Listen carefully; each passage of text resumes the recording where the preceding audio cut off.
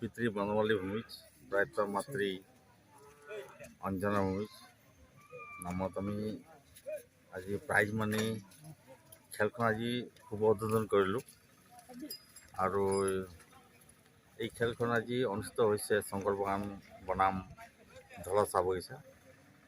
আজি প্ৰথম খেলখনত শংকৰ চাহ বাগিচা উইনাৰ হৈছে। তো অহা দিনবিলাকত যাতে এই অঞ্চলৰ পৰা মই যেতিয়া